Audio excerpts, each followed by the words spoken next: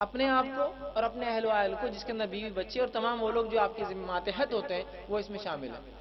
اور ایسی آنکھ سے بچاؤ جس کا ایندھن انسان اور پتھر ہے، اور جس پر ایسے سخت فرشتے ہیں جو اللہ کے حکم کو ٹالتے نہیں، جو حکم دیا جاتا ہے وہ کر گزرتے ہیں۔ تو اس آیت نے یہ بات کو واضح کر دیا کہ اپنے گھر کی اصلاح میری اور آپ کی ذمہ داری ہے۔ اس کے بعد میں نے ایک حدیث آپ کے سامنے، اس کا ایک بہرحال ایک خالی جملہ شروعاتی پڑھا، جو متفق علیہ روایت ہے، صحیح بخاری اور صحیح مسلم کی حدیث ہے۔ نبی اکرم صلی اللہ علیہ وسلم نے یہاں جو ہے اصلاح کے لیے یا ذمہ دار کی ذمہ داریوں کو اس حدیث میں بتایا ہے، اور معاشرے کے جو چار طبقے ہوتے، چاروں طبقوں کا آپ نے اس حدیث کے اندر لایا ہے۔ آئیے سنیے، آپ صلی اللہ علیہ وسلم فرماتے اور کہتے ہیں کہ خبردار ہو جاؤ، میری بات غور سے سنو، تم میں سے ہر شخص ذمہ دار ہے اور اس سے اس کی ذمہ داری کی پوچھ ہونے والی ہے۔ الا کلکم رائی، تم میں سے ہر شخص ذمہ دار ہے اور اس سے اس کے ماتحت کے بارے میں پوچھ ہونے والی ہے۔ پھر فرماتے ہیں پس تمہارا امام، لیڈر، خلیفہ وقت، قاضی وقت، کوئی بھی ہو سکتا ہے، امام سے مراد جو لیڈ کرتا ہے، بس امام سے پوچھ ہوں گی اس کے ماتحت رعایا کی، اس کے ماتحت لوگوں کی۔ سمجھ رہے بات کو؟ امام سے، لیڈر سے پوچھوں گی اس کے ماتحت لوگوں کی۔ دوسرا فرماتے ہیں اور گھر کے ذمہ دار سے پوچھوں گی اس کے ماتحت کی، مطلب گھر کا ذمہ دار جو مرد ہے اس سے پوچھوں گی اس کے ماتحت، اس کے بیوی، اس کے بچے، جو کچھ ہے اس سے پوچھوں گی۔ تیسرا فرمایا بس عورت سے پوچھوں گی اس کے شوہر کے بچوں کی اور اس کے شوہر کے رشتہ داروں کی۔ بہت سی بار عورتیں بچ جاتی ہو، کہتی ہماری کوئی ذمہ دار نہیں۔ کیا فرمایا آپ نے؟ بس عورت سے پوچھوں گی، بیوی سے پوچھوں گی، شوہر کے بچوں کی اور شوہر کے رشتہ داروں کی، اور چوتھا فرماتے اور غلام سے آقا کی مال کی پوچھوں گی۔ مطلب ایک انسان ہے جو مال کسی کے ذمے، اپنے غلام کے ذمے چھوڑ کر جاتا ہے، تو اس غلام سے پوچھوں گی کہ اس ذمہ داری کو ادا کیا یا آقا کے جانے کے بعد جو اس مال کے ساتھ جو چاہا منمانی کی۔ تو چار طبقے، چاروں کو آپ نے گن دیا۔ ایک سب سے پہلے لیڈر کو گن دیا کہ لیڈر جو ہوں گا اس کی ذمہ داری اس کی رعایا ہے۔ اس کے بعد گھر کے ذمہ دار کو، ایک مرد کو جو گھر کا ذمہ دار ہے، اس سے اس کی ماتحت کی پوچھوں گی۔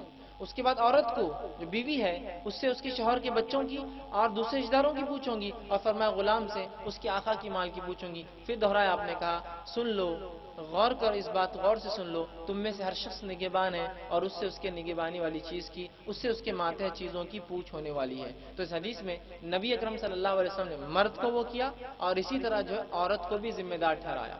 لیکن آج ہم اس ذمہ داری کے جذبے کو مکمل طور سے ہم چھوڑ چکے ہیں، جبکہ ہم دیکھتے ہیں عمر ابن خطاب رضی اللہ عنہ کا یہ مقولہ، ان کا قول بڑا مشہور ہے، وہ کہا کرتے تھے، یہ ذمہ داری دیکھیے کیا ہوتی، بس امام سے جو پوچھوں گی، آپ کہا کرتے تھے کہ عمر اس روز قیامت اللہ کو کیا جواب دے گا جب اس کا رب اس سے اگر یہ سوال کر لیں کہ عمر فلاں بصرہ کی فلاں بستی میں ایک سڑک میں گڑھا تھا جس کی وجہ سے خچر گرا، جس کی وجہ سے اس خچر کو نقصان ہوا اور اس کے مالک کے مال کو نقصان ہوا، تو اللہ رب العزت کو عمر کیا جواب دے گا اس روز؟ یہ تو عمر جواب دہ ہے، عمر کی سلطنت میں جو کچھ ہے عمر جواب دہ ہے اس کے لیے۔ تو آپ یہ کہا کرتے تھے کہ عمر اللہ کو کیا جواب دیں گا اگر اس کا رب اس گڑھے کے بارے میں اسے سوال کر لیں گا۔ تو یہ ذمہ داری یاد رکھی، لیکن آج مکمل طور سے اس ذمہ داری کو ہم نے چھوڑ دیا، یاد رکھی۔ اور اس ذمہ داری کو چھوڑنے کا نتیجہ کیا ہوا؟ اتنا خطرناک اور اتنا بھیانک نتیجہ نکلا ذمہ داری کو چھوڑنے کا، جو اس قرآن کی آیت کا الٹ ہو گیا۔ اللہ قرآن کی آیت ایک بات کہہ رہی ہے، ہماری زندگی اس کے الٹ ہے۔ اللہ رب العزت قرآن میں فرماتا ہے، سورہ نحل سورہ نمبر 16 آیت نمبر 80 میں اللہ نے فرمایا وَاللَّهُ جَعَلَ لَكُم مِّن بُيُوتِكُمْ سَكَنًا۔ یہ قرآن کی آیت کو ایک طرف رکھیں گے، ہماری زندگیوں کو دوسری طرف۔ وَاللَّهُ جَعَلَ لَكُم مِّن بُيُوتِكُمْ سَكَنًا، اے مسلمانوں اللہ نے تمہارے گھروں میں تمہارے لیے سکون رکھا ہے۔ کیا فرما رہی قرآن کی آیت کہ اے مسلمانوں اللہ نے تمہارے لیے تمہارے گھر میں سکون رکھا ہے۔ اس آیت کو ایک طرف رکھتے ہیں اور اپنے گھر کو تھوڑا سا جانچتے ہیں، دوسری طرف رکھیں۔ کیا واقع میں ہمارے گھروں میں ہم کو سکون ملتا ہے آج؟ کیا واقع میں ہمارے گھروں میں سکون ملتا ہے؟ آئیے، ایک شخص ہے جس کو اس کا باس کہتا ہے کہ روز آفس 8 بجے چھوڑتا ہے، آج 6 بجے چلے جاؤ۔ تو وہ شخص جب 6 بجتے ہیں اور 6 بجے نکلتا ہے تو اپنے دوستوں کو فون کرتا ہے، آج فری ہے کیا؟ آج خالی ہے کیا؟ کیوں؟ آفس جلدی چھوٹ گیا، اپن ہوٹل میں جائیں گے، کہیں کھائیں گے، کہیں بیٹھیں گے، کسی ڈھابے پہ جائیں گے، کسی نکڑ پہ بیٹھیں گے۔ وہ گھر جانا پسند نہیں کرتا۔ اگر گھر واقعتاً سکون کی جگہ ہوتی تو انسان جیسی اس کو آفس سے اگر ایکسٹرا ٹائم ملتا تو کہاں جاتا ہو؟ اپنے گھر واپس جاتا۔ نبی اکرم صلی اللہ علیہ وسلم کے تعلق سے ماں عائشہ رضی اللہ عنہا سے سوال ہوا، آپ صلی اللہ علیہ وسلم نبوت کی ذمہ داریاں ادا کرنے کے بعد کیا کرتے؟ تو ماں عائشہ فرماتی ہے فوراً گھر لوٹ آتے، آپ واپس گھر آ جاتے۔ لیکن آج ہمارا معاملہ یہ ہے کہ ہم گھروں میں رات میں دیر سے داخل ہونا پسند کرتے ہیں، ہر شخص، اس لیے کہ جلدی جاؤں گا تو پڑوسی کمپلین کریں گے بچے نے فلاں کیا، بیوی کی کوئی نہ کوئی خبر آئیں گی کہ اس نے یہ کیا، آپ کے فلاں یہ نہیں کرتی ہے، کچھ نہ کچھ کمپلین ہوں گی. تو لہٰذا دیر سے جاؤں گا، یا بچے تکلیف پہنچائیں گے. دیر سے جاتا ہے انسان، صبح دیر تک سوتا ہے اور نہا دھو کے فوراً گھر سے بھاگ جاتا ہے، اس کو کوئی فکر نہیں. اگر کوئی کہ بھائی آپ کا بچہ تو کہتا ہے میں نے چھوڑ دیا ان کو، ارے بھائی آپ کا فلاں، ارے مجھے مت بولو یار اس کا، ارے آپ کی بیوی نہیں، میرے سے یہ بات ہی مت کرو آپ. اس لیے کہ ہم اپنے گھروں کی اصلاح نہیں کرتے ہیں. جب مالی باغ پر محنت نہیں کرتا ہے تو اس باغ میں بیٹھنا دل بھی نہیں بولتا ہے، یاد رکھیے. اور جس باغ پہ مالی محنت کرتا ہے اس باغ میں صرف آپ کا دل نہیں، دوسرے لوگ بھی کہتے ہیں آپ کے باغ میں کب آ کر ہم بیٹھے ہیں، اس لیے کہ وہاں سکون ہوتا ہے، وہاں اطمینان ہوتا ہے. کیونکہ جس باغ کی اصلاح ہوتی ہے، مالی اس پر محنت کرتا ہے، تو وہاں خوشبودار پھول آتے ہیں، اچھے اچھے پھل آتے ہیں، بہترین کیریاں بنی ہوئی ہوتی ہے، اچھے جھاڑ ہوتے ہیں. اور جس باغ پر مالی محنت نہیں کرتا وہاں کانٹے دار درخت ہوتے ہیں، وہاں خراب چیزیں اگاتی ہے، وہاں کوئی پھولوں میں خوشبو نہیں ہوتی، وہاں کوئی پھل نہیں آتے، یاد رکھیے. تو قرآن کہہ رہا ہے ہمارے گھر سکون کی جگہ ہے، ہماری زندگیاں یہ بتا رہی ہے ہمارے گھر سکون کی جگہ نہیں ہے، یاد رکھیے. ہم اپنی فراغت کے بعد گھر جانا پسند نہیں کرتے، بلکہ اکثر مردوں کو دیکھا جاتا آفس سے آ کر گھر بیٹھتے اور بعد میں نکڑ پہ، چوراہوں پر، جھاڑوں کے نیچے، میلے ٹھیلوں پر، بازاروں میں کھڑے ہوتے رات میں 12-1 بجے تک. جب گھر والے سب سو جاتے ہیں تو خاموشی سے آ کے سو جاتے ہیں، صبح اٹھ کے غسل لیا اور پھر واپس اپنے آفس کو بھاگ گئے یا اپنی تجارت میں لگ گئے. تو یہاں قرآن کہہ رہا ہے گھر سکون کی جگہ ہے. یہ ہماری زندگی پریکٹیکلی بتا رہی ہے ہمارے گھر سکون کی جگہ نہیں رہے ہیں، اس لیے کہ ہم نے اس کی ویسی اصلاح نہیں کیا. نبی اکرم صلی اللہ علیہ وسلم کس طرح سے اپنی گھر کی آپ نے اصلاح کی تھی؟ کیا آپ کا تربیت کا معاملہ تھا اپنی اولاد کا اور اپنے ازواج کے ساتھ؟ میں عائشہ رضی اللہ عنہا فرماتی ہے کہ رسول اکرم صلی اللہ علیہ وسلم کا اپنی بیٹی کے ساتھ کیا تعلق تھا، اور اس باب کا نبی اکرم صلی اللہ علیہ وسلم کا اپنی بیٹی سے کیا تعلق تھا. وہ فرماتی ہے کہ نبی اکرم صلی اللہ علیہ وسلم اپنے بیٹی کی جب گھر جاتے، حضرت علی کے گھر جاتے رضی اللہ عنہ، جب بیٹی کے گھر جاتے تو یہ آپ کو سلام کرتی، اور شباہت میں، دیکھنے دکھانے میں سب سے غریب آپ کی بیٹیوں میں یہ سب سے زیادہ تھی، حضرت فاطمہ رضی اللہ عنہا. تو وہ کہتی ہے کہ رسول اکرم صلی اللہ علیہ وسلم ان کے گھر جاتے تو یہ سلام کرتی، اپنے والد سے ہاتھ ملاتی، اور نبی اکرم صلی اللہ علیہ وسلم کے سیدھے یا بائیں جانب جو ہے بیٹھ جاتی. اور جب یہ اپنے والد سے ملنے اپنے گھر آتی، مطلب رسول اکرم صلی اللہ علیہ وسلم کے پاس آتی، آپ صلی اللہ علیہ وسلم سلام کرتے، ان سے ہاتھ ملاتے، پیشانی پر بوسہ لیتے، اور اس کو سیدھے یا جائیں جانب جو اپنے دائیں جانب بٹھا لیتے. کیا محبت ہے دیکھیے اپنی اولاد سے. اور نبی اکرم صلی اللہ علیہ وسلم کی، یاد رکھیے، کوئی بیٹا نہ تھا ورنہ آپ اس کے ساتھ بھی یہ سلوک کرتے، یاد رکھیے. آپ کو بیٹیاں تھیں تو آپ دیکھیے کیسا وہ گھر کا کیسا ماحول تھا، کیسی محبت تھی باپ اور بیٹی کے اندر. اندازہ لگائیے ایسا کتنی بار ہوا کہ کسی باپ نے اپنے بیٹی کو گلے سے لگایا، اس کے سر پہ بوسہ لیا. حد سے زیادہ ہوا تو نکاح کے وقت، حد سے زیادہ ہوا تو نکاح کے وقت، اور اس کو بھی ایک بوجھ اتر رہا سمجھ کے کہ آخری بار بس جب نکال دو اس بوجھ کو، بس اس لحاظ سے گلے کو لگا لیا اور اس کے بعد دھکا دے دیا. یہ بوجھ تھا، معاملہ ختم ہوا، پرایا دھن تھا، پرائے گھر چلے گئی، ہو گیا، بس اتنا ہی ہے. یہاں رسول اکرم صلی اللہ علیہ وسلم نکاح کے بعد دیکھیے، اگر نکاح کے بعد کوئی میری بیٹی آ جائے یا ہمارے گھر کوئی آ جاتا، ہم بولتے تم واپس گھر کو آ گئے، تم کو بیاہ دیے نا، اب چل جاؤ یہاں سے نکلو. آپ صلی اللہ علیہ وسلم ویلکم کر رہے ہیں، استقبال کر رہے ہیں، ہاتھ ملا رہے ہیں، بوسہ لے رہے ہیں، سیدھے بائیں جانب بٹھا رہے ہیں. یہاں کیا آج ہمارے گھروں کی ویسی اصلاح ہم نے کی؟ کیا باپ اور بیٹی میں محبت نظر آتی ہے؟ کیا بھائی اور بھائی میں وہ نظر آتی ہے محبت؟ کیا بہن اور بھائی میں وہ محبت آج نظر آتی ہے؟ کیا رشتہ داروں میں آپس میں جو ایک گھر میں رہتے ہیں سگے رشتہ دار بہت قریب، وہ محبت نظر آتی ہے؟ نہیں آتی ہے نا. اس لیے کہ ہم نے اپنے گھروں کی اصلاح نہیں کی، تو ہمارے گھر باغ نہیں بنے، ہم نے اپنے گھروں کو چھوڑ دیا. لہٰذا آج وہ جو ہے قسم سے جو ہے جس کو کہیں گے ایک ایسا زمین کا خطہ ہو گئے جہاں بری چیزیں اگ کر آتی ہے اور انسان بیٹھنا پسند نہیں کرتے. تو یہ بے انتہا ضروری ہے اپنے گھروں کی اصلاح کرے. نبی اکرم صلی اللہ علیہ وسلم اصلاح کی اس اہمیت کو بتاتے ہوئے صحیح بخاری کی روایت آپ فرماتے اور کہتے ہیں جب اللہ کسی کو رعیت دیتا ہے، ماتحت لوگ دیتا ہے، اور وہ اس کی صحیح سے تربیت نہیں کرتا اور جو ہے وہ ان کی اصلاح نہیں کرتا تو ایسا شخص جنت میں نہیں جائے گا. کیا فرماتے ہیں آپ کہ ایسا شخص جس کو اللہ رعیت دے، ماتحت لوگ دے، بیوی بچے اس کے ماتحت لوگ ہیں، اور وہ ان کی اصلاح نہیں کرتا، ان کی فکر نہیں کرتا، ان کے معاملات پہ نظر نہیں رکھتا، ان کی غلطیوں کی اصلاح نہیں کرتا، تو ایسا شخص آپ فرماتے جنت میں نہیں جائے گا.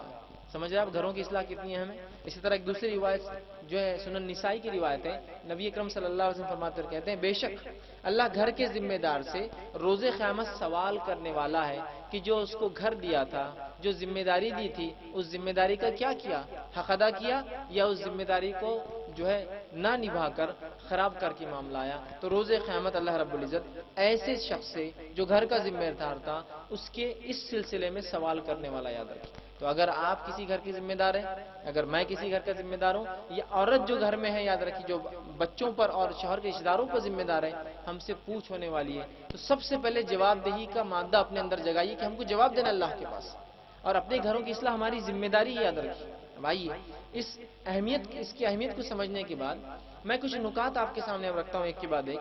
ان نکات کے تعلق سے بات یاد رکھیے، یہ آگے پیچھے ہو سکتا ہے لیکن کم و بیش ایسے ہی مسائل ہر جگہ ہوتے ہیں ہندوستان میں، تو ان کو ہم کو اصلاح کرنا ہے۔ پہلے جو نکات ہے کچھ میرے وہ ترتیب میں ہے اس کی اہمیت کے اعتبار سے، اگلے نکات بہرحال اس کے بعد وہ ترتیب آگے پیچھے ہو سکتی ہے۔ تو سب سے پہلے جب گھروں کی اصلاح ہم کو کرنا ہے تو شروعات ہم کہاں سے کریں گے یاد رکھیے۔ تو آئیے گھروں کی اصلاح میں سب سے پہلے شروعات عقیدے سے ہوں گی۔ گھر والوں کے عقیدے میں سدھار لایا جائے گا، ان میں اگر کوئی بدعقیدگی ہے، کفر ہے، شرک پایا جاتا ہے تو اس کو نکالا جائے گا۔ عقیدے سے ہم اصلاح کریں گے، اس لیے کہ شریعت اسلامیہ میں سب سے اہم چیز عقیدہ یاد رکھے انسان کا، سب سے اہم چیز۔ تو سب سے پہلے عقیدے کی اصلاح اور شرک سے جو اپنے گھر والوں کو پاک کیا جائے گا، یہ فرسٹ سٹیپ رہیں گے یاد رکھیے آپ کی اور میری اصلاح کے لیے۔ عقیدے سے، عقیدے کا معاملہ کہ ہم اپنے گھر والوں کا عقیدے کا اصلاح کریں گے، اور اللہ رب العزت نے اس بات کا قرآن میں اعلان کر دیا شرک کے تعلق سے سورہ نساء سورہ نمبر 4 آیت نمبر 24 کے اندر، اور اس بات کو بتا دیا ان اللہ لا یغفر ان یشرک بہ ویغفر ما دون ذلک لمن یشاء، کہ اللہ ہرگز معاف نہیں کرتا کہ اس کے ساتھ شریک ٹھہرایا جائے، ہاں اس کے علاوہ کوئی گناہ چاہے تو معاف کر دیں گے یاد رکھیں۔ اور اسی طرح دوسرے سورے میں سورہ مائدہ سورہ نمبر 5 آیت 72 میں فرمایا انہ من یشرک باللہ فقد حرم اللہ علیہ الجنہ ومأواہ النار وما للظالمین من انصار، کہ جو کوئی اللہ کے ساتھ شریک ٹھہراتا ہے اللہ نے اس کے لیے جنت کو حرام کر دیا، اس کا ٹھکانہ جہنم کی آگ ہے، اور ایسے ظالموں کو اس روز کوئی مددگار نہیں ملے گا۔ تو پہلا کام کیا کرنا ہے مجھے اور آپ کو؟ اپنے گھر والوں کی عقیدے کی اصلاح، اور ہر وہ کام جو عقیدے کے خلاف جاتا ہو، شرک اور کفر کی طرف جاتا ہوں، اس پہ نظر رکھ کے اس سے دور کرنا ہے۔ چاہے آپ کے گھر میں لوگ تعویذ پہنتے ہوں، یا بچے کو چھوٹا سا ٹیکہ ہی محبت کے طور پر نظر نہ لگے بول کے لگایا جاتا ہو، یا نظر لگ جائے تو کبھی انڈا اتار کر پھینکا جاتا ہو، یا جھاڑو کو گھمایا جاتا ہو، یہ سب کفر اور شرک ہے یاد رکھیے۔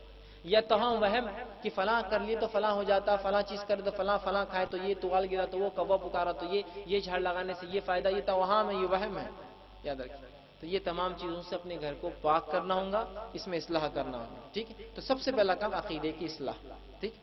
عقیدے کی اصلاح کے بعد جو دوسرا کام ہم گھر میں کریں گے وہ یہ ہے بدعتوں سے اجتناب۔ دوسرا کام عقیدے کی اصلاح ہو گئی، بدعت سے اجتناب، اس لیے کہ نبی اکرم صلی اللہ علیہ وسلم نے فرمایا کہ بدعت ایک ایسی چیز ہے جب بدعتی بدعت کرتا ہے تو اللہ اس کی توبہ قبول نہیں کرتا یاد رکھیے، بدعتی کی توبہ قبول نہیں ہوتی۔ اور امام سفیان ثوری رحمہ اللہ فرماتے ہیں کہ شیطان کو گناہ معصیت سے زیادہ بدعتیں پسند ہیں، اس لیے کہ بدعتی کو کبھی توبہ نصیب نہیں ہوتی، اس لیے کہ بدعتوں کو نیکی سمجھ کے کرتا ہے زندگی بھر۔ تو ہمیں بدعتوں سے اپنے آپ کو روکنا ہے، بدعتوں سے یاد رکھیے، ہر قسم کی بدعت۔ ابھی ہمارے پاس تو مہینے والی بدعتیں ہیں، ہفتے کے اندر کچھ دن کے اعتبار سے بدعتیں ہیں، کھانے پینے میں بدعتیں، مختلف بدعتیں ہیں، اسی طرح عبادتوں میں مختلف بدعتیں ہیں، اسی طرح مہینے کے اندر مختلف دنوں کی الگ الگ بدعتیں ہیں، کچھ دنوں کی بدعتیں ہیں، کچھ راتوں کی بدعتیں ہیں، تو مختلف ہم نے بدعتیں بنا لی، ٹھیک۔ تو ان بدعتوں سے مکمل اپنے آپ کو پاک کرنا ہوگا، اور بالخصوص وہ بدعتیں جو 3 مواقع پہ کی جاتی ہے، اگر ان کو ہم نے کنٹرول کیا کچھ حد تک تو انشاءاللہ بہت ساری بدعتیں ہم اور بھی کنٹرول کر پائیں گے۔ وہ 3 کون کون سی بدعتیں؟ ایک پیدائش کی بدعتیں، جب آپ کے گھر میں خاندان میں کوئی نیا افراد جڑتا ہے تو اس کا ویلکم، اس کو جو ہے استقبال بھی بدعتوں سے شروع ہوتا ہے نا۔ نبی اکرم صلی اللہ علیہ وسلم فرماتے ہیں کسی کو اولاد پیدا ہو تو 7ویں دن کیا کرے؟ عقیقہ کرے۔ ہم 7 سے ایک دن پہلے چھٹے دن کیا کرتے ہیں؟ چھٹی کی رسم۔ دیکھیے مخالفت بھی کیسی کرتے ہیں زبردست، چھٹی، اس کے بعد 7واں تو غائب ہے، اس کے بعد پھر ایک دن مناتے کون سا؟ 40واں، ہے نا، چلا بولتے ہیں اس کو، 40ویں دن، ٹھیک۔ تو اندازہ لگائیے یہاں رسول اکرم صلی اللہ علیہ وسلم سنت بتا رہے ہیں، اچھا سا نام اس کا تجویز کیا جائے، 7واں دن لاز دے نام رکھنے کا، اس کا عقیقہ کیا جائے، لڑکا ہو تو 2 بکرے، چھوٹے جانور، لڑکی ہو تو 1 چھوٹا جانور، اور جو ہے اس کے بال تراش میں جائے، اس کے بالوں کے وزن کے برابر سونا یا چاندی رقم جسوں میں تقسیم کی جائے، یہ طریقہ ہے ویلکم کا۔ تو یہاں شروع ہوتی بدعتیں۔ تو سب سے پہلے کنٹرول کیجئے کہ ہم پیدائش کی سنتوں پر عمل کریں، اس کی بدعتیں ختم کریں۔ دوسرا نکاح، یہ نکاح کی بدعتیں تو ایسا ہو چکی ہے کہ ناسور بن چکی ہے امت کے لیے۔ نکاح سے کچھ دن پہلے سے بدعتیں شروع ہوتی ہے اور نکاح کے کچھ دن بعد تک چلتی رہتی ہے۔ جیسا نکاح سے پہلے جو ہے ہلدی ہوتی ہے، مہندی ہوتی ہے، ساچک ہوتا ہے، منڈپ کا کانا ہو رہا ہے، اور پتہ نہیں پھر اس کے بعد نکاح ہو رہا ہے، پھر ولیمہ تو ٹھیک ہے یہ واجب ہے، اس کے بعد پہلا جمعہ اور دوسرا جمعہ اور تیسرا جمعہ اور چوتھا جمعہ، اور اس کے بعد فلاں اور فلاں، کتنے رسومات ہیں کہ ایک انسان نکاح اپنے بچیوں کا اس وجہ سے نہیں کر پا رہا ہے کہ نکاح کے لیے تو پیسے جڑ گئے، نکاح سے پہلے اور نکاح سے بعد کہاں سے لائیں گا پیسے وہ کاموں کے لیے؟ 4 جمعہ کے بعد ہونا ہے، 4 فنکشن پہلے ہونا ہے، سانچک میں اتنا خرچہ ہونا ہے، پھر وہ کھانا ہونا ہے اور فلاں ہونا ہے، وہ اس میں ڈوب جا رہا ہے، اور یہ بدعتیں ناسور بن چکی. یاد رکھیے امت کی کئی لڑکیوں کے نکاح نہیں ہونے کی وجہ صرف یہ شادی کی بدعتیں ہیں. تو اس کو سب سے پہلے روکنا ہوگا. اور اس معاملے میں بھی اور پیدائش کی بدعت میں تو عورتیں بڑھ چڑھ کر آ گیا ہے، اس لیے کہ اکثر بدعتیں عورتوں سے شروع ہوتی ہیں. شادی کی جتنی بدعتیں اگر عورتیں کہہ دیں مردوں سے کہ بھائی ہم کو ہلدی نہیں کھیلنا تو کیا مرد ہلدی کھیلیں گے؟ ہم کو سانچک نہیں کرنا تو کیا مرد رسم لے جائیں گے؟ یہاں سے مرد جا رہے ادھر کے گھر، وہاں سے مرد آ رہے ادھر کے گھر، ہے نا؟ ایسا ہوگا کیا بتائیے؟ عورتیں پہل کریں. تیسری، پیدائش کی بدعتیں، معاف کرنا، میت کی بدعتیں، موت کے بعد کی بدعتیں. اتنی بدعتیں ہم نے ایجاد کر لی کہ کئی علاقوں میں تو یہ دیکھا جاتا ہے کہ مرنے والا تو مر جاتا، زندہ لوگ قرض لے لے کے زیربار ہے اس کے بعد کے پروگرامز کرنے میں. میت کے دن کا کھانا، میت کے تیسرے دن کا کھانا، میت کے 10ویں دن کا کھانا، میت کے 20ویں دن کا کھانا، میت کے 30ویں دن کا کھانا، میت کے 40ویں دن کا کھانا. اور ایک علاقے میں تو میرا جانا سفر کرنا ہوا، وہاں طریقہ ہے کہ جب کوئی مر جاتا ہے تو ایک انسان آ کے ان کے گھر میں رہتا ہے، اس کو گوسائی بولتے ہیں. وہ آ کر اس گھر میں رہتا ہے اور 40 دن کھاتا اور پیتا ہے. اس کے بعد اس کی روح کو وہ ایک ڈبے میں جمع کرتا ہے، جیسے مسلمانوں کی بات کر رہا ہوں میں، ڈبے میں جمع کرتا ہے. پھر سب لوگ روتے ہیں 40ویں دن اور لے جا کر چھوڑ کر آتا ہے اس کی روح. تو 40 دن تک اس کو کھلاؤ، پھر ایک پروگرام کرو اور وہ روح کو چھوڑ کر آتا ہے. پھر لوگ روتے ہیں، ایسا میت جاتی تو روتے ویسے روتے ہیں. اور یہ مسلمان ہیں، اور اس میں سے اکثر اپنے آپ کو کتاب و سنت کو ماننے کا دعویٰ کرتے ہیں، لیکن خاندانی رسومات الگ، کتاب و سنت ایک الگ چیز ہے. تو ہمیں ایک ایسا معاملہ کرنا ہے کہ بدعتیں ہر قسم کی ہو، کسی بھی قسم کی نکالنا ہے. اس کے بعد جو بدعتیں آتی ہیں وہ کون سی ہے؟ مہینے کے اعتبار سے، کبھی 11 ہے تو کبھی 12 ہے تو کبھی 20 ہے تو کبھی 30 ہے کبھی 27 ہے نا، مختلف بدعتیں. کچھ رات میں منائی جاتی ہے، کچھ دن میں منائی جاتی ہے. ٹھیک، تو یہ تمام چیزوں سے ہم کو اجتناب کرنا یاد رکھیے. پھر عبادتوں کی مختلف بدعتیں، شروعات بیچ میں اور خاتمے پر، تو ان کو بھی ہم کو روکنا، چاہے روزے سے پہلے ہو، روزہ ہو، روزے کے بعد ہو، نماز سے پہلے ہو، نماز ہو، نماز کے بعد ہو. ان تمام سے اجتناب کرنا ہے. ورنہ ہم آج دیکھتے ہیں کہ دین جو ہے مکمل بدعت بن چکا ہے، اور بدعت آج مکمل دین کا روپ لے چکی ہے. مطلب یہ کہ اگر میں سنت پہ عمل کروں تو لوگ بولتے ہیں یہ بدعتی انسان دکھ رہا ہے، یہ گمراہ دکھ رہا ہے، یہ فرقہ دکھ رہا ہے اسلام کا. مطلب دین اجنبی ہو چکا ہے، اور اجنبی چیزیں بدعتیں دین کا روپ لے چکی ہے. اور لوگ اگر کوئی بدعتیں کرے تو کہتے تھے کیا نیک انسان ہے، تیسرا دن کرا، 40واں منایا، فلاں کیا، یہ دیندار ہے. اور دیکھو ان کا بیٹا باپ مر گیا تو کچھ بھی نہیں کیا، لے آ کے دفنا کے آ گیا، اس کے بعد کچھ بھی نہیں. تو دین بدعت بن چکا ہے، اور بدعت دین بن چکی ہے. تو بدعتوں سے اجتناب دوسرا کام ہم کو کرنا پڑے گا، اور اس معاملے میں خواتین بڑھ چڑھ کر حصہ لیں. تیسرا کام جو ہم کریں گے اپنے گھروں کی اصلاح میں بہت اہم ہے، وہ یہ ہے کہ نیک بیوی یا نیک بہو کا انتخاب، یا دوسرے الفاظ میں نیک شوہر یا نیک داماد کا انتخاب. اب آپ کہیں گے گھروں کی اصلاح میں یہ نکات کہاں سے آ گیا؟ گھر کی اصلاح میں یہ سب سے اہم نقطہ ہے، یاد رکھیے یہ سب سے اہم نقطہ ہے. گھروں کی اصلاح اگر کرنا ہے تو نیک بیوی تلاش کیجیے، یا نیک بہو. ذمہ دار کے لیے نیک بہو مطلب باپ کر رہا ہے بیٹے کے ساتھ تو نیک بہو، وہ خود اگر انسان ذمہ دار ہے تو نیک بیوی کا انتخاب کرے. دوسرے معنوں کے اندر لڑکی کا نکاح ہے تو نیک شوہر کا، یا پھر اگر ذمہ دار سرپرست ڈھونڈ ہے تو وہ جو ہے نیک داماد کا انتخاب کرے. یاد رکھیے آج نیکی کو اس معاملے میں ترجیح نہیں دی جاتی، یاد رکھیے. اور اولاد کے حقوق جو ہے انسان کی شادی سے پہلے چالو ہوتے، یاد رکھیے. عمر ابن خطاب رضی اللہ عنہ کے دور کا ایک واقعہ ہے. ایک شخص تھا، وہ اپنے نوجوان بچے کو جو ہے لے کر آیا عمر ابن خطاب رضی اللہ عنہ کے پاس، اور کہا امیر المومنین یہ نافرمان بچہ ہے میرا، بات نہیں سنتا. تو کہا کیا بات نہیں، کیا بات ہے؟ تو اس لڑکے نے کہا امیر المومنین میری والد کی بات سننے سے پہلے کچھ میری بات سن لیجیے. کہا سناؤ. تو کہا اولاد کے والدین پر کیا حق ہے، پھر ہم دیکھیں گے والد کے اولاد پہ کیا حق ہے. تو کہا اولاد کے والدین پہ حق یہ ہے کہ اس کے لیے اچھی ماں تلاش کی جائے. پہلا حق بتا رہے ہیں امیر المومنین، اچھی ماں. اس لیے میں کہہ رہا ہوں آپ کے بچوں کے حق آپ کی شادی سے پہلے چالو ہوتے. اچھی ماں تلاش کی جائے، پیدا ہو جائے تو اچھا سا نام رکھا جائے. ٹھیک، نام رکھا جائے اور اس کی تعلیم اور تربیت کی جائے. اس کے بعد بالغ ہو جائے تو نکاح کر دیا جائے، الگ ہونا چاہے تو گھر سے الگ کر دے، یہ حق ہے اس کا.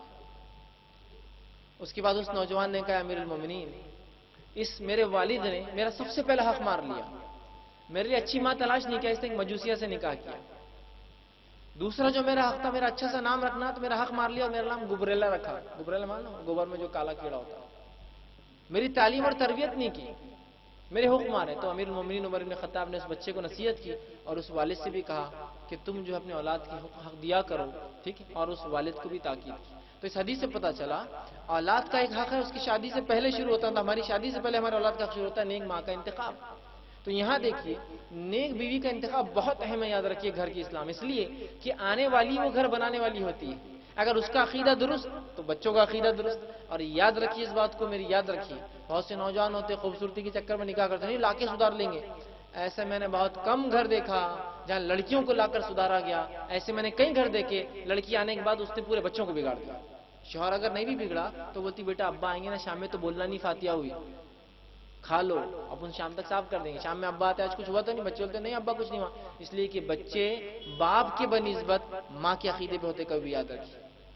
اگر ماں اور باپ میں فکری اختلاف ہونا تو بچے کبھی ماں کی طرف ہوں گے، باپ کی طرف نہیں. اس لیے کہ وہ ان سے پیدا ہوتے ہیں، وہ ان کے گود میں پرورش پاتے ہیں، وہ ان کے ساتھ کئی زمانہ اور کئی وقت گزارتے ہیں جو باپ کے ساتھ ان کو موقع نہیں ملتا ہے، یاد رکھیے. تو یہ رسک مت لیجئے نوجوان جو آج کل خوبصورتی کے چکر میں کتاب و سنت والی لڑکیوں کو چھوڑ کر بھاگتے ہیں دوسری طرف. نہیں ہم لا کے سدھار لیں گے. ایسے بہت کم گھرانے میں نے دیکھے جہاں لڑکیاں آ کر سدھری، یاد رکھیے. لیکن ایسے کئی دیکھے جو بچوں کو بگاڑ کے لے گئی. آدمی پچھتاتا ہے آج کی، میں پچھتا رہا ہوں اس کی تھوڑی سی خوبصورتی دیکھی، اور آج جو ہے میں پچھتا رہا ہوں کہ میرے بچوں کا عقیدہ، میرے بچے ہاتھ سے نکل گئے. فلاں میرا بچہ فلاں جگہ دکھ گیا، ایک کو تعویذ پہنا دیا تھا، فلاں کو فلاں کر دیا. اور بچے جب بڑے ہوتے ہیں تو پھر ظاہر سی بات ہے بیوی کا غلبہ ہو جاتا ہے.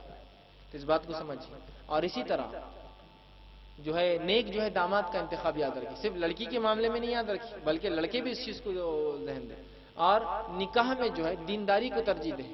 نبی اکرم صلی اللہ علیہ وسلم فرماتے ہیں کہ لوگ نکاح 4 چیزوں کی وجہ سے کرتے ہیں. پہلا ولی مالی ہے، لوگ نکاح اس لیے کرتے ہیں کہ بہت مالدار ہے نا. دوسرا فرمایا ولی جمالی ہے، خوبصورت ہے اس لیے نکاح کر لو.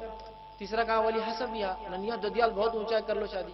اور چوتھا فرمایا ولی دینی ہاں، اور کہا مسلمانوں تمہارے ہاتھ مٹی لگے خاک آلود محاورہ عربی میں، تم دینداری کو لازم جانو، دینداری کو لازم جانو. تو آپ نے کیا فرمایا؟ 4 چیزوں کی وجہ سے لوگ نکاح کرتے ہیں. اور ترجیحات پہلی کیا دیتے لوگ؟ اس کا مال ہے نا. مال آج ہوتا ہے نا، لڑکی سے نکاح کرنا، ارے باپ کے پاس کتنا پیسہ ہے، ہاں باپ کے پاس پیسہ ہے تو پھر نکاح کر لو، اس لیے کہ مال سب سے اہم ہے. پیسہ ملے گا اس سے نکاح کریں گے ہے نا. اور اس کے لیے پھر بہرحال مختلف چیزیں رسومات ہوتی ہے. جیسے جہیز کی باتیں بہت ساری میں سمجھتا ہوں اس میں بھی آیا، سوال میں بھی آیا، جہیز کے بارے میں لوگ کرتے ہیں. یہ بھی اسی میں ہے کہ بہت ملیں گا، ہنڈا گھوڑا جوڑا اور کیا کیا کیا رہتے ہیں، وہ تمام چیزوں کے لیے وہ کرتا ہے. کہ پہلے مال، اس کو پیسہ ہے تو کر لو بھائی. دینداری، ارے دینداری دیکھی جائیں گی بعد میں، نمازی ہو جائیں گی نا. ابھی پیسہ کتنا آ رہا ہے. اور پہلے ایسا ہوتا تھا کہ لوگ لسٹ دیتے تھے، ہو سکتا ہے کئی علاقوں میں ہوتا ہوں آج بھی. بہت سے لوگ تہذیب یافتہ تھوڑے اپنے آپ کو بتاتے تو آپ فہرست نہیں بھیجتے ہیں. اتنا بول دیتے ہیں آپ کی بچی کو جو سہولت آپ کو دینا ہے دیجیے. تو کچھ لوگ ایسا کھاتے ہیں اور کچھ لوگ ایسا کھاتے ہیں، طریقے ہوتے ہیں کھانے کے الگ الگ. ٹھیک، اور ایک تو ہے فہرست دے دینا، دوسرا ہوتا نہیں جو بچی کو چاہیے وہ دے دیجیے. تیسرا ایک نیا طریقہ ہے، ڈی ایڈ بی ایڈ لڑکی سے شادی کر لو، زندگی بھر کماتے رہیں گے، باپ ہی لگا دے اس کی نوکری سے کہیں، زندگی بھر انکم چالو، 10-20 ہزار روپے مہینہ آتے رہیں گا، ٹیچر رہیں گی، فلاں رہیں گی. تو ایک نیا طریقہ ہے جہیز دینے کا، یاد رکھیے. تو میں کہتا ہوں بھکاریوں کی کئی قسمیں ہوتی ہیں، جن میں سے یہ اول درجے کا بھکاری ہے. جو جہیز دیتے نا اول درجے کے، پرلے درجے کے بھکاری جس کو بولیں گے. سمجھ، شریعت نے تو نکاح کرو تو کچھ دینے کا حکم دیا یہ. اور فطرت بھی ہے. دیکھیے آپ کوئی چیز دیتے تو کوئی چیز لیتے، دنیا میں یہ فطرت ہے نا. کیا ایسا کوئی دکان ہے جہاں آپ جا کر بولتے ہیں مال بھی دو اور پیسے بھی دو؟ مال بیچو ہم کو، کیا کتنے کی چیز ہے؟ وہ بولتا 10 روپے چل رہا ہو، 10 روپے دو، ہم نے لی نا تم سے چیز، احسان کیا نا تم پہ، لاؤ 10 روپے دو ہم کو اور چیزیں خرید. ایسا کوئی ہے کیا؟ یہاں دیکھیے لڑکی بھی لے رہا ہے، فطری طور سے دینا چاہیے تو لڑکی بھی لے رہا ہے. مہر تو جو دینا ہے وہ تو دور ہے، وہ مہر کا وہ مر گیا تو معاف کرا لیتے. لڑکی بھی دینا ہے، جہیز بھی اس کی لے کر آ رہا، اور وہ سالے جو ہے اس کو نوکر مل جاتے فری کے، اور وہ جو باپ رہتا وہ بھی نوکر مل جاتا تھا جو کہ وہ سب یہ بالکل آخر رہتا اور وہ سب غلام ملتے اس کو پورے، اور نکاح کر رہا ہے. تو یاد رکھیے مالداری، اگر لڑکی مالدار اور دیندار ہو تو کوئی بات نہیں، لیکن مالداری بنیاد مت بنائی نکاح. دوسرا آپ نے فرمایا لوگ کیا کرتے ہیں؟ خوبصورتی.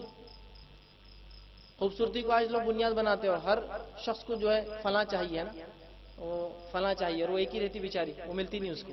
تو اس جیسی لانا، لیکن امی دیکھو لی تصویر اس کی اس جیسی ہونا. یہ میڈیا کا مسئلہ ہے. میڈیا میں اتنی عورتوں کو کھلا کر دیا کہ اب ہر کسی کی ایک پسند ہے اور ویسی لڑکی ڈھونڈ رہا ہے. ٹھیک. اب اس کو برقعے والیاں کہاں پسند آئیں گی؟ وہاں دکھتی ہی نہیں ہو.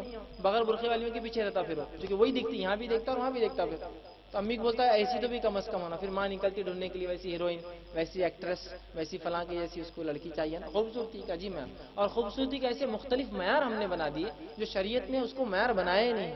سمجھ رہے آپ؟ مختلف معیار. ہر شخص کو گوری اور لمبی لڑکی چاہیے. ہر شخص، ہر نوجوان کو گوری اور لمبی، چاہے وہ کتنا ہی کالا اور ٹھنگنا ہو، لیکن اس کو لڑکی تو گوری اور لمبی چاہیے.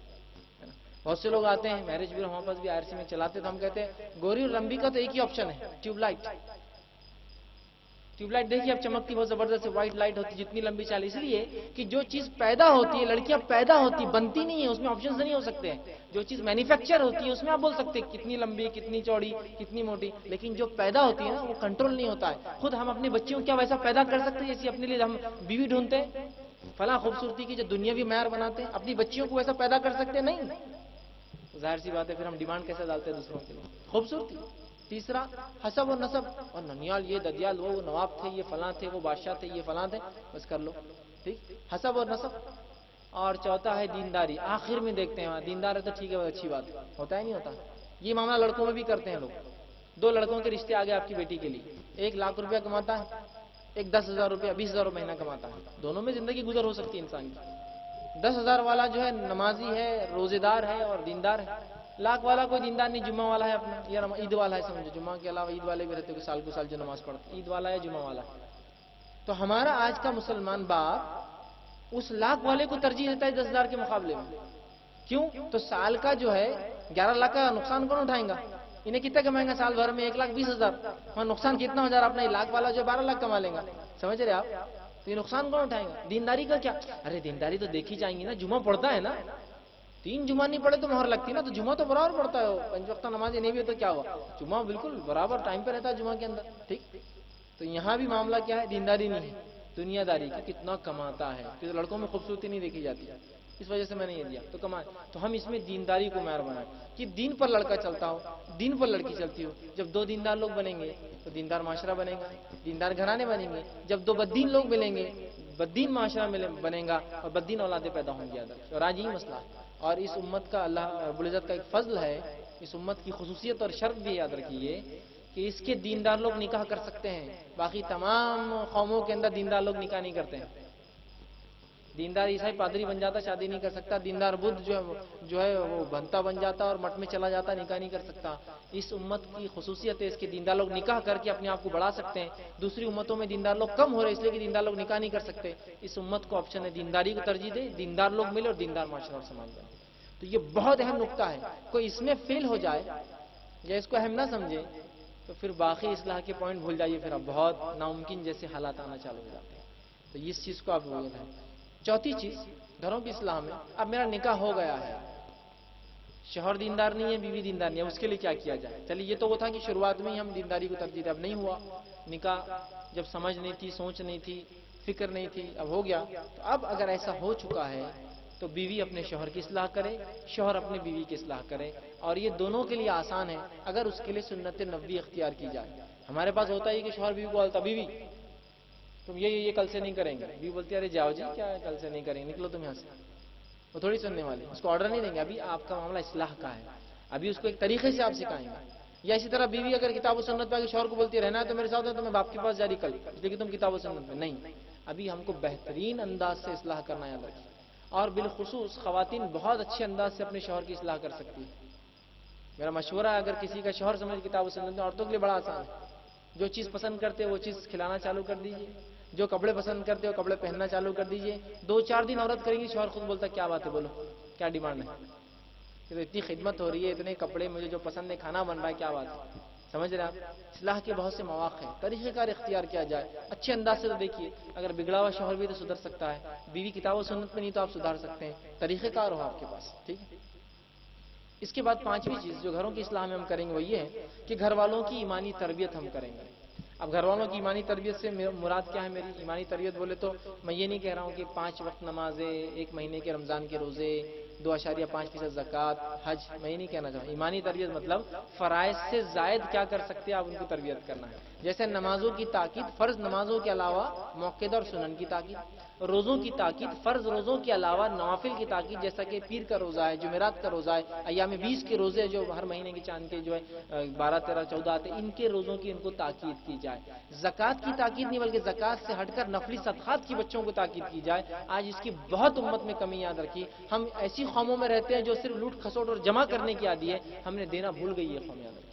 اللہ اس باپ پر رحم کرے جو اپنے بچوں کو خرچ کرنے کی تاکید دیتا ہے، یہاں ہر شخص جمع کرنے کی، بیٹا وہ چیز کس کی ہے پتہ نہیں، ابا کس کی، اٹھا کے لا لو، اپنی ہی مطلب ہوتا ہے۔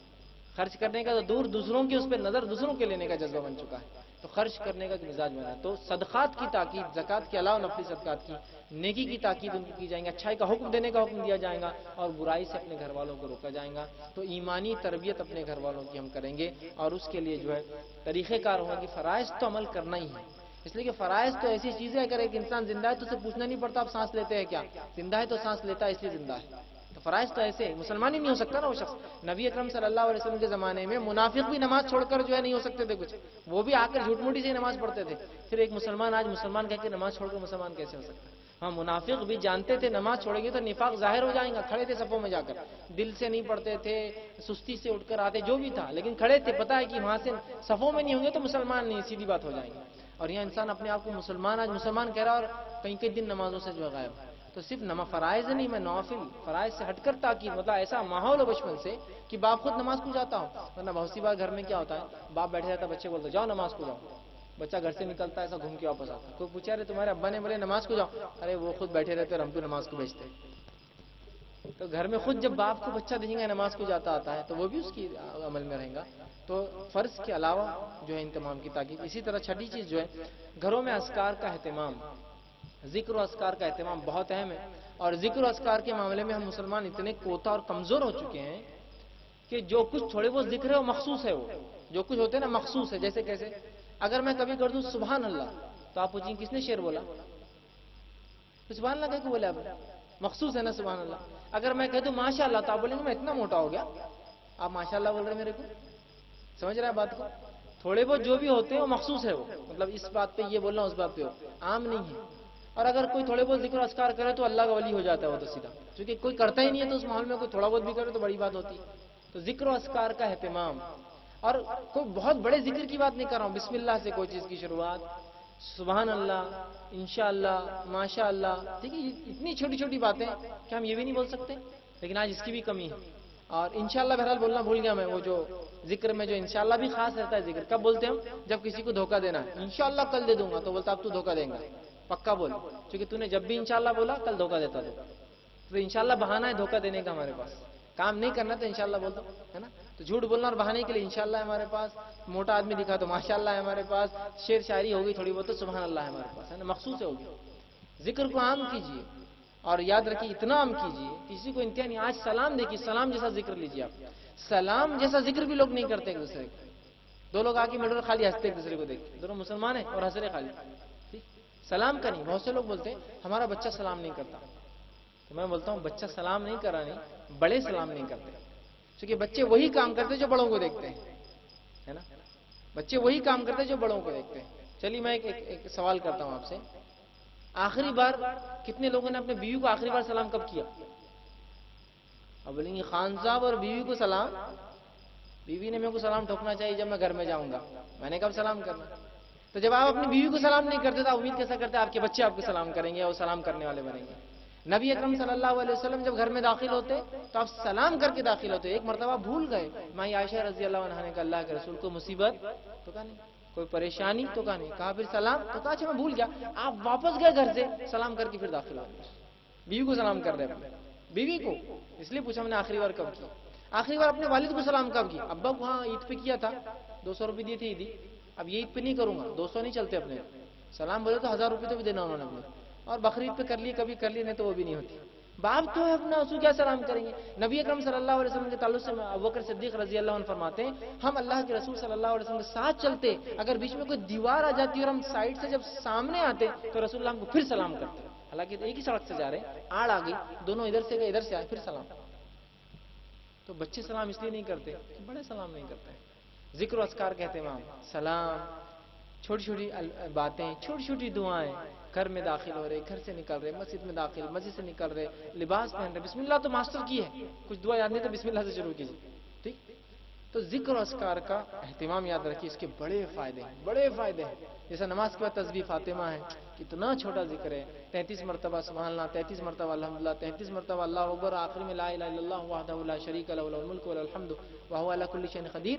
10 نیکیاں اس میں، مطلب 100 بار پڑھ رہے ہیں اور 100 چیزیں پڑھ رہے ہیں تو 10 کے ساتھ 1000 نیکیاں ہیں. اور میں سمجھتا ہوں ایک نیکی بھی یاد رکھیے، دنیا معافی ہے، جو کچھ ہے نا اس کو خرید نہیں سکتے آپ، سب کچھ دنیا کا ملا لیتے ایک نیکی پرچیز نہیں کر سکتے آپ. 1000 ہے. ایسے بہت کم لوگ ہیں جو روز 5000 کماتے ہیں نا، لیکن 5000 نیکیاں نماز کے بعد میں بالکل کما سکتا ہوں یہ پڑھ کر. 5 نماز کے بعد 5 بار پڑھا، 100 سے مرتبہ 1000 نیکیاں، 5000 ڈیلی. اتنی اہم چیز ہے، لیکن اس کا بھی کوئی چیز نہیں ذکر و اذکار میں. اس کا خصوصی اہتمام کریں ذکر و اذکار کا. 7ویں چیز جو ہم کریں گے گھروں کی اصلاح میں وہ یہ ہے کہ گھر والوں کو دینی علم سکھائے اور بالخصوص عورتوں کے لیے اہتمام کریں.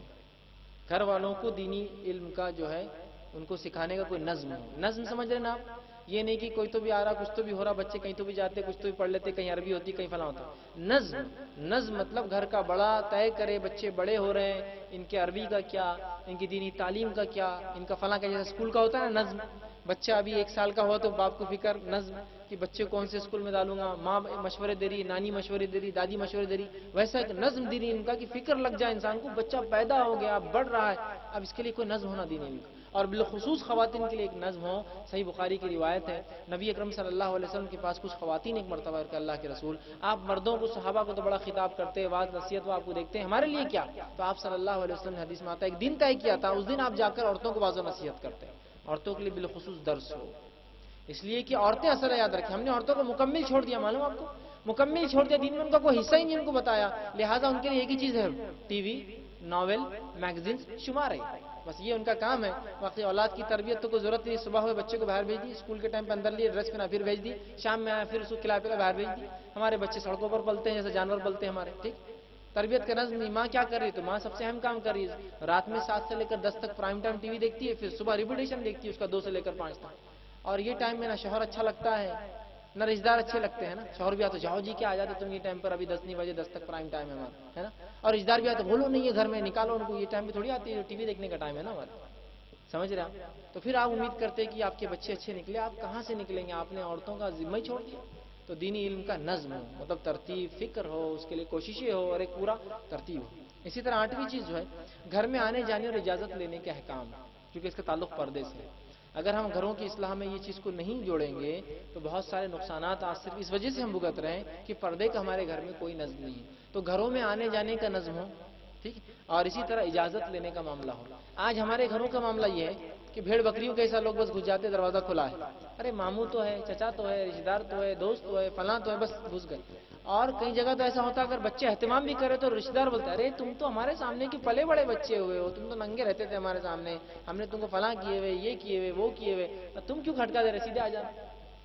کرنے والے عمل کر رہے ہیں تو یہ مسئلہ ہے، یا پھر سماج عمل ہی نہیں کر رہا. بالکل جانوروں کا ایسا معاملہ، دروازہ کھلا دکھا گھس گئے. بکری ہوتی ہے نا، بس دروازہ کھلا دی کہیں بھی گھس جاتی، بلی ہوتی ہے گھس جا رہا مسلمان. کوئی نظم نہیں، کوئی آنے جانے کی ترتیب نہیں، کوئی دروازے کو بجانے کا طریقہ نہیں. حالانکہ قرآن نے واضح حکم دیا سورہ نور کے اندر، فرمایا یا ایھا الذین آمنوا لا تدخلوا بیوتا غیر بیوتکم حتی تستأنسوا وتسلموا علی اہلہا. اے وہ لوگوں جو ایمان لائے اپنے گھروں کے علاوہ دوسرے گھروں میں داخل نہ ہو جب تک کہ اجازت نہ لے لو اور گھر والوں کو سلام نہ کر دو.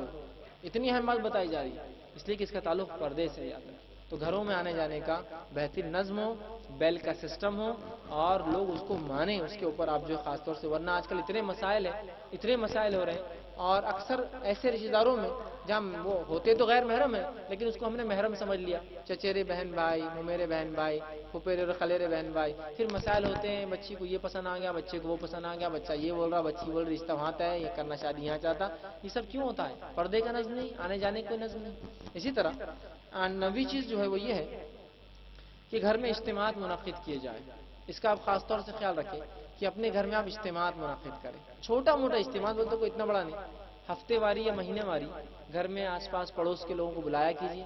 بیٹھ کر اجتماع ہوگا. کوئی عالم آتے ہیں ٹھیک، نہیں بھی آتے تو آپ جو ہے قرآن کی تفسیر جو آپ کو بہتر لگے لے لیجئے اور پڑھ کر سنیں، چھوٹا موٹا ہی صحیح، لیکن اجتماعات کا گھروں میں نظم. آج بہت سارے لوگ اس معاملے میں اطمینان میں ہیں کہ ہم کتاب و سنت پہ ہم کو کوئی اصلاح کی اور اجتماعات کی اور گھر میں کوئی نظم کی ضرورت نہیں. بے فکر یاد رکھیے، بے فکر ہونا بہت نقصان دہ، بہت نقصان دہ. تو گھروں میں اجتماعات کا نظم چھوٹا ہی صحیح، آس پڑوس کے 2-4 لوگ، 2-4 مرد 2-4 عورتیں جمع ہیں اور ایک دوسرے کو سنا رہے دین کی بات. اسی طرح 9ویں چیز جو ہے، 10ویں چیز معاف کرنا، وہ ہے گھر میں اسلامی لائبریری قائم کرے تاکہ دینی علم گھر میں ہو. اب اسلامی لائبریری بولے تو آپ کو بہت کچھ گھر کا پرانا زیور ویور بیچ کے نہیں بنانا ہے. اسلامی لائبریری ایسی قائم کرے، ہر مہینے انسان اپنی تنخواہ کے حساب سے طے کر لے کہ کچھ فیصد میں اللہ کی راہ میں لائبریری میں خرچ کروں گا. میری تنخواہ ہے 3000 روپے مہینہ، تو میں کم از کم 50 روپے کی ایک دینی صحیح کتاب اپنے گھر میں لے جاؤں ہر مہینے. 12 مہینے ایسا کرتا ہوں تو ایک سال میں کتنی کتابیں جمع کرتا ہوں؟ 12 کتابیں. 10 سال میں 120 کتابیں جمع ہوتی. یہ کار خیر ہے اور یہ مرنے کے بعد بھی صدقہ جاریہ بننے والا ہے. یہ آج اتنا برا حال ہے مسلمانوں کا کہ اگر میں نے ایک روزہ رکھ لیا اور روزے میں غلطی سے کچھ کھا لیا تو میرے پاس کوئی کتاب نہیں روزوں کے مسائل جس سے معلوم کر سکوں میرا روزہ ہے یا نہیں ہے. پورا دن کشمکش میں، ابا بول رہے نہیں ہوا، چچی بول رہے ہو گیا، پھپھو بول رہے تھے نہیں ہوا، دادا بول رہے ہو گیا، انہوں بول رہے تھے، پوری عبادت کشمکش میں گزار رہا ہے. اتنی معمولی بات. بہت سارے نوجوان ہوتے ہیں یا مسلمان ہیں جن کو سجدے سہو کا طریقہ نہیں مانتا. کہ تو عام نمازیں دیکھ لیتے ہیں، سجدہ سہو کہاں ملتا ہے؟ عام طور سے نہیں ہوتا. تو علم ہی نہیں ہے، گھر میں کتاب نہیں، نماز کے اوپر، روزے پر، زکوٰۃ پر، حج پر کتاب نہیں. اور جو کچھ کتابیں سب ادھار والا معاملہ ہے. تیرے پاس ہے کیا؟ دے دے. پوری محلے میں گھوم رہی ہو کتاب، تم کو کتنی نیکی ملی، دیکھو تمہاری کتاب میں نے لیا. پھر مجھے بولتا بھائی میرے لیے تھی ہو، پورے محلے میں گھما رہے. دین کا معاملہ ہے نا. انجینئرنگ کی کتابیں، میڈیسن کی کتابیں، لا کی کتابیں، آرکیٹیکچر کی کتاب ادھار لے کے پڑھتا ہے آپ کا بچہ. کمپیوٹر کی کتابیں نہیں، خود کی لاتا ہے وہ، ادھار نہیں لیتے ہم، احسان کہو کسی کا. لیکن دینی کتابیں یا تو فری چاہیے، پھوکٹ کہاں ملتی ہے، سستی ڈسکاؤنٹ کہاں ہے، دوسری کتابوں پہ کبھی ڈسکاؤنٹ نہیں لگتا، وہ دینی کتابوں پہ چاہیے. ٹھیک، اور ادھار مل گئی تو سب سے اچھا کام ہو جائے گا. ایک لائبریری بنائی، ہر آدمی اپنی تنخواہ کے اعتبار سے طے کرے کیا کریں گے، لیکن ایک کتاب لائیے. یہ بہت اہم چیز ہے. ایسا ہر شخص کرے تو یاد رکھیے دینی علم عام ہو جائیں گے اس کے بہانے. اسی طرح 11ویں چیز جو ہے علماء کو اپنے گھر بلانا. علماء کو، یہ بڑی اہم چیز ہے کہ آپ دینی اجتماعات منعقد کریں، علماء کو اپنے گھر بلائیں.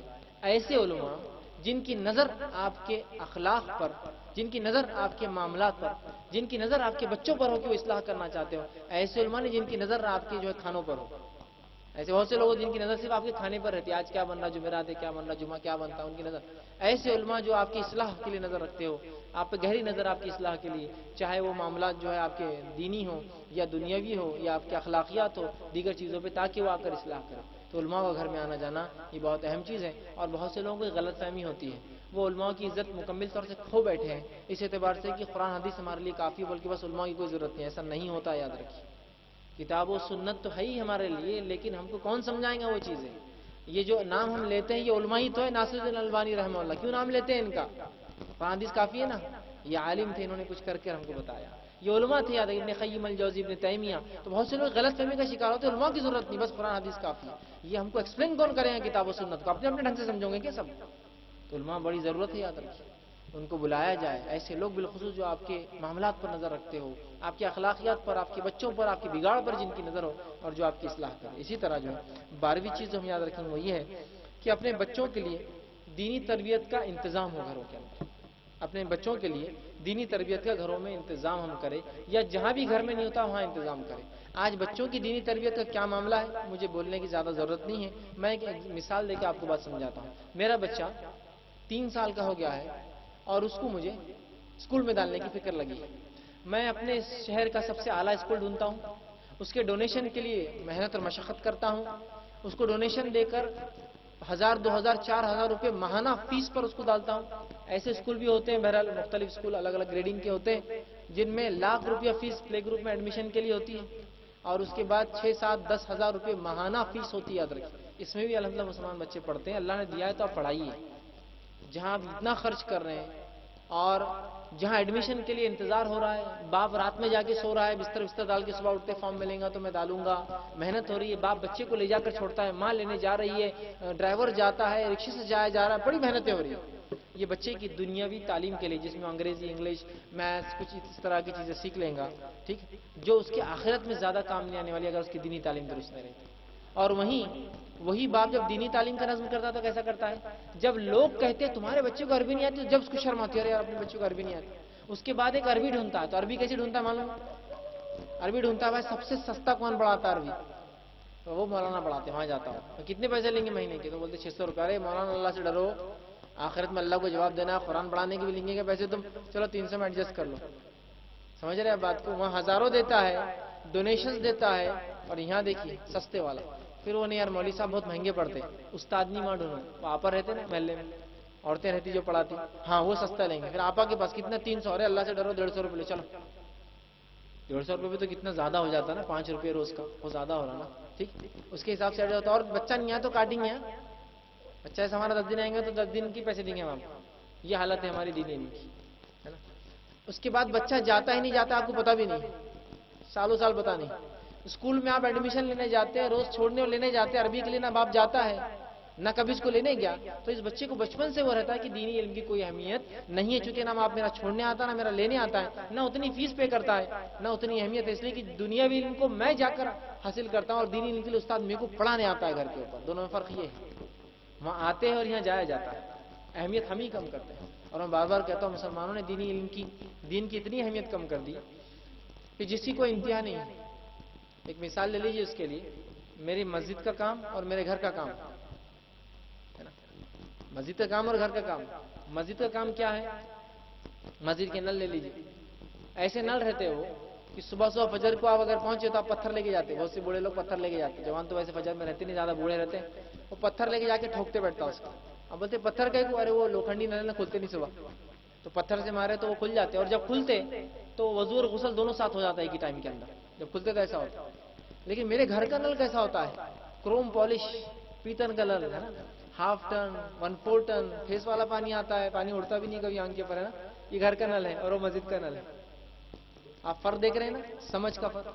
مسجد کا لوہا خریدنے جا رہے اور گھر کا لوہا خریدنے جا رہے. مسجد کا لوہا لینے کا ہے، پرانا ہوگا نا، بھیگا ہوا پانی پچھلے سال کا کو پڑا ہوا.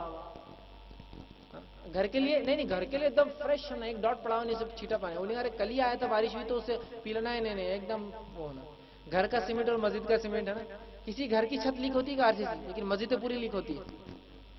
دیکھیے آپ دین کے لیے سب سے ناقص خرچ کر کے اللہ سے کروڑوں کی دعا ہوتی ہے اللہ کروڑپتی بنا دے، اور دنیا کے لیے سب سے افضل خرچ کرتے ہیں ہم لوگ. تو دین کی اہمیت تعلیم میں، خرچ میں، سب میں سب سے کم ہے ہمارے پاس. جیب میں بھی اگر کوئی آ گیا مانگنے چندہ تو آدمی جیب میں ہاتھ ڈالتا اور ایسا چیک کرتا. بڑی نوٹ لال آ گئی، ارے 1000 کی آ گیا. ہری نوٹ آئی، ارے 500 کی آ گئی. ارے اس کے بعد چھوٹی 100 کی آ گئی. سب سے چھوٹی کی طرف جاتا ہوں. اس کے بعد بھی نکال کے چیک کرتا ہو کہ بہت بڑی تو نہیں جا رہی. ہاں 10 برابر آئے 10 روپئے. نہیں تو اس سے والا چلا ڈھونڈتا ہوں 5 روپئے کا سکہ ہے کیا اس کے اندر، ہے نا. یہ حالت ہے ہماری دین کے لیے. ٹھیک، تو ایک مزاج بنائیے دین کے لیے خرچ کرنے کا، دین کے لیے کوششیں کرنے کا یاد رکھیے. تو بچوں کے لیے دینی بہترین نظام بنائیے تعلیم کا، اور کوشش کریں کہ ایسے اسکول آپ اپنے علاقوں میں چالو کریں جو اسکول ہی دینی تعلیم دیتے ہو. اس لیے کہ اسکول کی تعلیم کی بڑی اہمیت ہے بچوں کے پاس، دین کی نہیں ہے. تو اسکول میں ایسے بنائیے جس میں دینیات کمپلسری سبجیکٹ ہو اور بچہ دنیا اور دین ایک ہی ساتھ ایک جگہ کرے. اسی طرح 13ویں چیز جو ہے عورتیں پردے کا اہتمام کریں. آج عورتوں میں بے پردگی بہت عام ہو چکی ہے. پردے کا اہتمام عورتیں نہیں کرتی، جس کی وجہ سے جو برائیاں معاشرے میں پھیل رہی ہے وہ انگنت برائیاں. بہت سارے برائیاں جو مردوں میں عام ہیں وہ صرف عورتوں کی بے پردگی کی وجہ سے. اور پتہ نہیں اس بے پردگی کی وجہ سے کیا کیا نقصانات ہوتے ہیں، آپ اندازہ نہیں لگا سکتے اس کا. تو میں اپنی ماؤں سے اپیل کروں گا، اور ماؤں اور بہنوں سے اپیل سے پہلے مردوں سے اپیل کروں گا کہ وہ گھر کی مردوں کا آنکھوں کا پانی مر گیا کہ آپ کی گھر کی عورت بے پردہ رہتی ہے. نہیں شال اوڑھ رہی ہے نا، نہیں وہ دوپٹہ اتنا لمبا اوڑھتی ہے کہ اس کو پردے کی ضرورت نہیں. سبحان اللہ، اس کی زینت ہے وہ دوپٹہ، اس کی زینت اور خوبصورتی اس کا وہ کپڑا، اس کو چھپانے کے لیے تو پردہ ہے، زینت کو چھپانے کے لیے. ٹھیک، تو آپ سمجھ رہے اوڑھنی اوڑھ لی تو کافی ہے. کوئی سمجھتا ہے شال، کوئی سمجھتا خالی سر پہ سے ڈال لیا نا تو پردہ ہوگا. اس لیے کوئی بھی دیندار آدمی دکھ گیا تو سر پہ پردہ ڈال لے، خالی اتنا کر لے، چھپانے کی ضرورت نہیں. تو پردے کا اہتمام جیسا صحابیات نے کیا، جیسا صحابہ کی مثال لیتے ہیں نا ہم دین میں، تو صحابیات نے جیسا پردہ کیا، جیسا صحابہ نے کروایا اپنے بیویوں سے، یہ بڑی اہم چیز ہے یاد رکھیں. تو پردے کا بالخصوص خواتین اہتمام کریں، اس لیے کہ پردے کا اہتمام نہ ہونے سے بہت ساری جرائم اور بہت سارے جو ہے برائیاں پھیلتی ہیں. اسی طرح 15ویں چیز معاف کرنا 13ویں چیز یہ ہے کہ گھروں میں اخلاقیات کو عام کر دیں. اخلاقیات کو عام کرنے سے مراد کیا ہے؟ نرمی اور شفقت کا معاملہ اب گھر میں عام ہے، اور یہ بڑوں سے شروع ہوگا. ورنہ دیکھا ہی جاتا ہے کہ ہمارا مسلم جو باپ ہوتا ہے وہ اینگری ینگ مین ہوتا ہے، ایک غصے والا آدمی ہوتا ہے. بچے خوش ہیں، بچے کھیل رہے ہیں، بچے جھوم رہے ہیں اور ماں بولتی باپ آ گیا، بولتے سناٹا کرفیو لگ جاتا، ادھر کوئی چھپ رہا ادھر کوئی چھپ رہا، چھت پہ کوئی بھاگ جا رہا، کوئی گھر سے باہر بھاگ جا رہا، کیوں؟ ابا آ گیا. کہ تو ابا آئے تو خوش مزاجی سے تو گھر میں آتے ہی نہیں کبھی، ایک دم غصے میں آتے، کچھ باس کا غصہ، اس کا غصہ، اس کا پوری دنیا کا، ہے نا. تو اخلاقیات آپ نے ختم کر دی. اس کے بعد آپ امید کیا رشتوں کی امید کرتے ہیں کہ اخلاقیات ختم ہونے کے بعد؟ اور بہت سے والدین میں نے ایسے دیکھا ہوں. ایک صاحب سے میری بات ہوئی، میں نے پوچھا ان سے کہ آپ کا بچہ کون سی کلاس میں؟ بولے کیا معلوم. میں نے کہا آپ کے بچے کے بارے میں پوچھ رہا ہوں. ہاں نہیں معلوم. بولے مجھے کہاں پڑتا ہے. اندازہ لگا ان کو معلوم نہیں تھا. میں نے پوچھا اچھا ان کے نام کیا ہے؟ تو 3 کا نام معلوم. بولے چوتھے کا نام نہیں، اسے گڈو بولتے. بولے اصلی نام بھول گیا میں کیا رکھے تھے پیدائش کے ٹائم. میں نے کہا آپ ہی کا بچہ؟ نے کہا میرا ہی. بولے بھول گیا لیکن میں نام بولے اس کو. جب ایسے معاملات ہوں گے تو کیا آپ اپنے بچوں کی تربیت کیا پائیں گے جہاں باپ اور بیٹے کا تعلق ہی نہیں. اور ایسا اکثر جگہ ہوتا ہے، چونکہ باپ اپنی شخصیت کو ایسا بنا لیتا ہے بس میں غصہ ہی کروں گا، میرا حق ہے پورا یہ، تو بچے اس کے ساتھ کہاں گھلیں گے اور ملیں گے. ہونے تو یہ چاہیے تھا کہ بچے افسوس میں ہیں، رنجیدہ ہے، پریشان ہے. کسی ماں نے کہہ دیا باپ آ گیا تو بچے جھوم اٹھے کہ ہمارا والد آ گیا، اب تو بس والد یہ مسئلہ حل کر دیں گے، میرا فلاں مسئلہ حل کر دیں گے، فلاں. خوشی ہونا چاہیے. باپ کھانا کھا رہا اور بچہ غلطی سے آ کر مانڈی بیٹھ کر کھا لے اور کچھ غلط کر دے تو پھاڑ بول کے تھپڑ والتی ہو کھا لو اس کو، نالائق میرے سامنے نہیں آنا کھاتے وقت. کہ جب آپ بوڑھے ہوتے اور آپ امید کرتے بچہ میرے منہ میں نیوالے ڈالے، بچپن میں کہاں آپ نے نیوالے ڈالے؟ آپ تو مارتے تھے اس کو.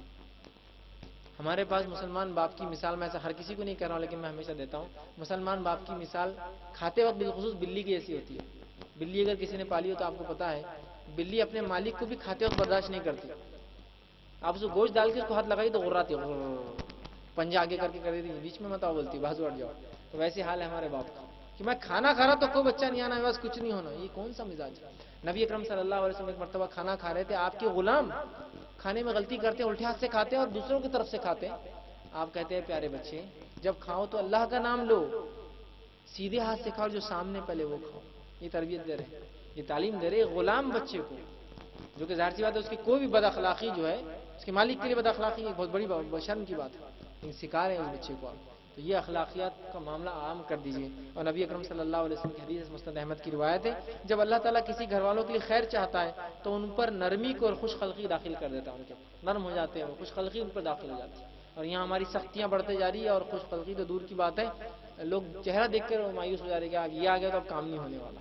تو اس طرح سے ضرورت ہے اس کی. 15ویں چیز جو ہم یاد رکھیں گے گھروں کے اسلام وہ یہ ہے کہ گھریلو کام کاج میں شوہر بیوی کی مدد کرے اور بچوں کی مدد کرے. شوہر کام سے واپس آ گیا، شوہر سمجھتا ہے میری گھر کی کوئی ذمہ داری نہیں ہے آپ کی. نبی اکرم صلی اللہ علیہ وسلم کے تعلق سے ماں عائشہ سے دریافت کیا گیا، پوچھا گیا آپ گھر آ کر کیا کرتے؟ تو ماں عائشہ فرماتی ہے آپ گھر آتے تو کام کاج میں ہماری مدد کرتے، ازواج کی، بکری کا دودھ دھو دیتے، اپنے کپڑے کو خود پیون لگا لیتے اور جوتا خراب ہوتا تو سی لیتے. آج اگر میں گھر میں داخل ہو رہا ہوں تو یہ میرا سی دو، وہ میرا کر دو، یہ میرا اٹھا دو، یہ میرا رکھ دو، وہ پہلے ہی کام کر رہی نا آپ کی بیوی صبح سے، وہ بھی تو کام کرتی ہے گھر میں، اور آپ نے پورا کام اس کو ٹکا دیا. آپ سمجھتے اب گھر میں آنے کے بعد میرا کوئی کام نہیں کہ میں کچھ بھی دیکھوں. دروازے بیل بھی ہو رہی، بچوں کو بیچاری سنبھال رہی، تم ہی جا کے دیکھو، میں نہیں دیکھنے والا. اندازہ لگائیے. تو آپ مدد کیجیے، اس لیے کہ اس سے ایک سوشل لائف، ایک بہترین محبت اور انسیت پیدا ہوتی ہے، بچوں سے بات چیت ہوتی ہے، ان کے اخلاقیات کچھ سامنے آتے ہیں، ان کی برائی سامنے آتی ہے، ان کی اصلاح ہوتی ہے اپنے باپ کے ساتھ جب وہ رہیں گے، کھیلیں گے، بات چیت کریں گے. اسی طرح جو ہے 16واں اور بڑا اہم پوائنٹ ہے، یاد رکھیے میں مکمل 20 پوائنٹس بولوں گا تو یہ میرا 16واں اور بہت اہم پوائنٹ، بہت اہم پوائنٹ. اگر ہم نے اس نقطے پر عمل کر لیا، اس پوائنٹ پر عمل کر لیا تو ہمارے گھروں کی آدھی اصلاح آج ہو جائیں گی، آج ہی بھی انشاءاللہ، آج ہی اگر عمل کر لیا تو. لیکن اس کے لیے جو ہے ایک چیز لگتی ہے، وہ ہے ہمت. ہمت لگتی ہے. اب آپ بولیں گے خان صاحب اور ہمت کی بات ہمارے سامنے کون ٹکنے والا ہے؟ میں آگے آ رہا ہوں تو میں بتاؤں گا کہاں ہمت لگتی، کیسی ہمت لگتی. اچھے اچھے تیسمار خان جو ہے یہاں پہ ختم ہو جاتے ہیں، ہمت لگتی ہے. میں ایک سوال کرتا ہوں آپ سے، ایک جو ہے مٹکا ہے، یہ ہاؤس ہے، اس میں آپ کو صاف پانی ڈالنا ہے، صاف پانی، اچھا پانی پینے کا، اور اس کے اندر ایک سوراخ میں سے گندا پانی رستا ہے اندر سے، تو کتنے دن میں اس مٹکے یا اس ہاؤس میں آپ صاف پانی بھر سکیں گے جس میں گندا پانی رستا ہے؟ کتنے دن لگیں گے آپ کو؟ زندگی بھر اوپر سے صاف ڈالی، زندگی بھر گندا پانی نکلیں گا. تو عقل کیا بولتی ہے؟